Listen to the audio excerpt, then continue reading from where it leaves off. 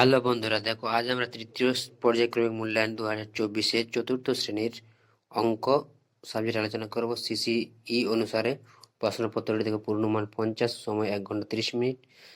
নামের শিক্ষার্থীর নাম লিখবে, ক্রমিক সংখ্যা লিখবে এবং এখানে বিদ্যালয়ের নাম লিখবে। এরপর দেখো 11 থেকে সঠিক উত্তরের মাথায় টিক চিহ্ন দাও। এখানে তোমাদের 6 গুণ 1 সমান সমান 6 নম্বর আছে। দেখো 2 ছাড়া সকল মৌলিক সংখ্যা বিজোড়। এটা হবে 2 ছাড়া সকল মৌলিক সংখ্যা বিজোড়। যৌগিক সংখ্যার উৎপাদক সংখ্যা কমপক্ষে একটিই হবে। যৌগিক সংখ্যার উৎপাদক সংখ্যা কমপক্ষে একটি হবে। একটি কাঁটা লেবুর ড্যাশটি তল। কয়টি তল থাকে একটি কাঁটা লেবুর? 2টি তল থাকে। দৈর্ঘ্য পরিমাপের একক কি? তো দৈর্ঘ্য পরিমাপের একক হলো মিটার। লুডোর ছক্কার আকারের নাম। ঘনক, আয়তঘনক, গোলক। এটা হবে ঘনক। 6 দেখো 6 একটি মৌলিক না যৌগিক সংখ্যা? 6 হচ্ছে একটি যৌগিক সংখ্যা। এরপর দেখো শূন্যস্থান পূরণ করো। 2 এর দেওয়া আছে শূন্যস্থান পূরণ করো। এখানে 4 গুণ 1 সমান সমান প্রতিটি প্রশ্নের মান 1 করে 4 নম্বর। দুটি যমজ মৌলিক সংখ্যার অন্তর বা বিয়োগফল কত হবে? এটা হবে 2। সমবাহু ত্রিভুজের প্রতিটি কোণের মান সমান বা 60 ডিগ্রি। বর্গক্ষেত্রের 4টি বাহুর দৈর্ঘ্য সমষ্টিকে কি বলা হয়? পরিসীমা বলা হয়। ঘরে 4 জোড়া কলা সমান কটি? 1 জোড়া সমান 2টি, তাহলে 4 জোড়া সমান 4 দুগুণে 8টি কলা। এরপর দেখো 3 এর দাগে প্রশ্নগুলির উত্তর দাও। এখানে 5 গুণ 2 সমান সমান 10 নম্বর দেওয়া আছে। প্রথমে দেখো দেওয়া আছে কয়ে যৌগিক সংখ্যা কাকে বলে? যৌগিক সংখ্যা কাকে বলে? যে সংখ্যাকে 1 ব্যতীত অন্য কোনো সংখ্যা দ্বারাও বিভাজ্য করা যায় তাকে আমরা যৌগিক সংখ্যা বলবো। 1 ছাড়াও আরো অন্য কোনো সংখ্যা দ্বারাও বিভাজিত হয় তাকে আমরা যৌগিক সংখ্যা বলবো। এরপর ক্ষয়ে দেখো মৌলিক সংখ্যা কাকে বলে? পরস্পর মৌলিক সংখ্যা। যখন দুটি সংখ্যা 1 ছাড়া অন্য কোনো সাধারণ গুণনীয়ক থাকে না, 1 ছাড়া অন্য কোনো এমন কোনো সাধারণ গুণনীয়ক থাকে না, উভয়কে ভাগ করতে পারে, তাদের মৌলিক সংখ্যা বলে। এরপর দেখো ইরাটোথেনিসের চালনী কাকে বলে? গণিতে ইরাটোথেনিসের চালনী হলো একটি প্রাচীন অ্যালগরিদম যে কোনো নির্দিষ্ট সীমা পর্যন্ত মৌলিক সংখ্যা খুঁজে বের করার জন্য। এরপর দুটি আয়ত ঘনকের উদাহরণ, একটা হবে দেশলাই, একটা হবে জ্যামিতি বাক্স, একটা হবে ইট। উপর থেকে দেখো একটা বিন্যাস দেখে ফাঁকা ঘর পূরণ করো। দেখো 91, 86, এটা প্রতিটি ঘর 5 করে করে কমালে উত্তরটি পেয়ে যাব। দেখো 91 থেকে 86 5 ঘর কমবে, 86 থেকে 5 ঘর কমালে 81 হয়, 81 থেকে 5 ঘর কমালে 76।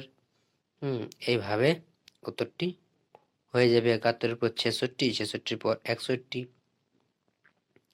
এরপর আমরা চলে যাব পরের পেজে। দেখো পরের পেজে কি বলা আছে। এরপর দেখো এখানে মৌলিক উৎপাদক বিশ্লেষণ করো, গুণ ও ভাগ।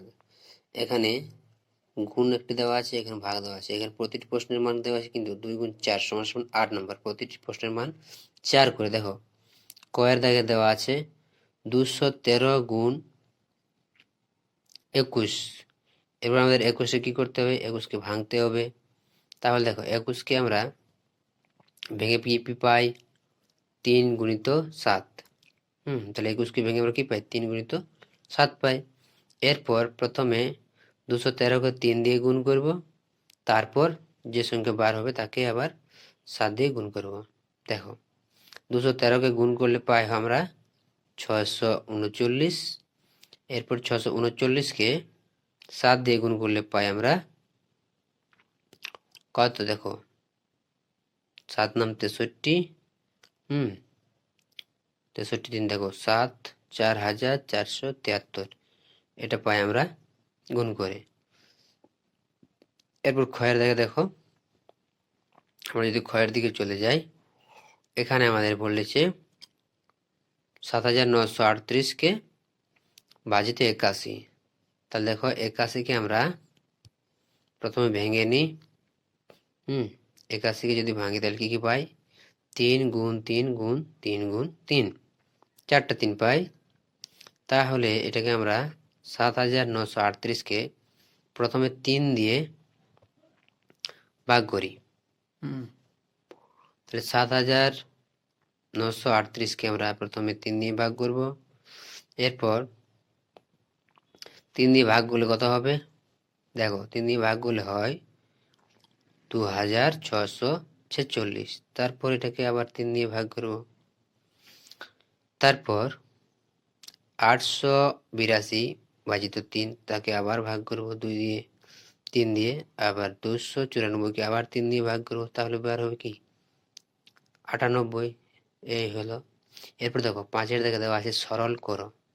এখানে তোমাদের প্রতিটির মান, প্রশ্নের মান দেওয়া আছে।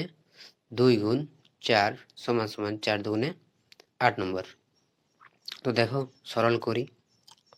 দেখো 84 বিযুক্ত 48 ভাজিত 4 গুণিত 7। তাহলে আমরা প্রথমে বদমাস রুল অনুসারে কি করব? ভাগের কাজ করব। 48 থেকে 4 ভাগ দিলে কত বাঁচে? 12। 12 গুণ 7। এরপর বদমাস রুল অনুসারে 12 গুণ 7 সমান 84 হয়।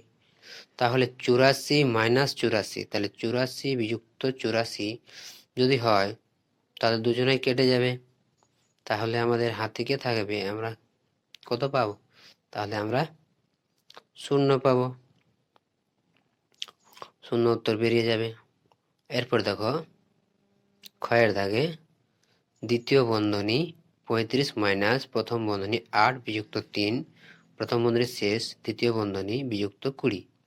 এরপর তাহলে আমরা প্রথম বন্ধনীর কাজ করব। দেখো 35 দ্বিতীয় বন্ধনী 35 বিযুক্ত 5, 8 থেকে 3 গেলে কত বাঁচবে? 8 থেকে 3 গেলে 5 বাঁচবে। তাহলে মাইনাস 20। এবার দেখো 35 থেকে 5 গেলে 30 থাকে, এদিকে মাইনাস 20। তাহলে 30 থেকে 20 বিয়োগ দিলে 10 বাঁচবে। এটা হবে আমাদের উত্তর। এরপর দেখো 6-এর দাগে নিচের অঙ্কগুলি সমাধান করো। এখানে 2 গুণ 5 সমান সমান 10 নম্বর। এখানে কিন্তু তোমাদের 10 নম্বর দেওয়া আছে। দেখো মালদার এক আম বাগানে 5175টি আম গাছ আছে। প্রতিটি সারিতে সমান সংখ্যায় আম গাছ আছে। মোট সারির সংখ্যা কত হবে? তো এখানে আমাদের 25 দিয়ে 5175কে ভাগ দিতে হবে। দেখো 2 দিয়ে 50, উপরে 1 চলে এলো, 175 হলো। তাহলে দুটো সংখ্যা নামলে আমরা জানি একটা ভাগ বলে 0 খায়। তারপর 7 25-এ 175। তাহলে আমাদের এখানে প্রতিটি সারিতে কত পেলাম? 207। তাহলে আমাদের লিখতে হবে প্রতিটি সারিতে 207টি করে আম গাছ আছে। এই ভাগটা কিন্তু ভালোভাবে করবে। এরপর দেখো ক্ষয়ের দাগে শ্যামলবাবু 35 বস্তা নারকেল নিয়ে বাজারে গেলেন।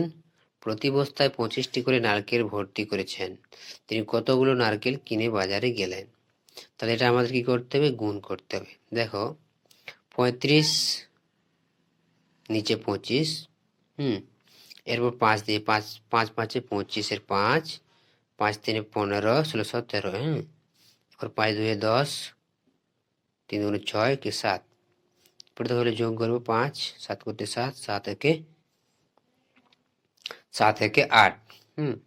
তাহলে এখানে আমাদের বেরিয়ে গেল 875। তাহলে 875, তাহলে তিনি 875টি নারকেল নিয়ে বাজারে গিয়েছিলেন। ব্যাস। এরপর সাথে দেখো চিত্র সহ বিষম ত্রিভুজ কাকে বলে তা লেখো। বিষমবাহু ত্রিভুজ যার কোনো বাহুটি সমান মাপের নয়, অসমান। দেখো ছবিটা দেখো, দেখো যে ত্রিভুজের তিনটি বাহুই পরস্পর অসমান তাকে বিষমবাহু ত্রিভুজ বলে।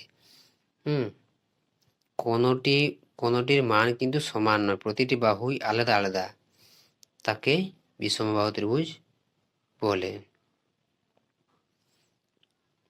এখানে তোমাদের প্রতিটি মান 2 + 2 = 4 নম্বর আছে, এলা ভালো করে দেখে যাবে।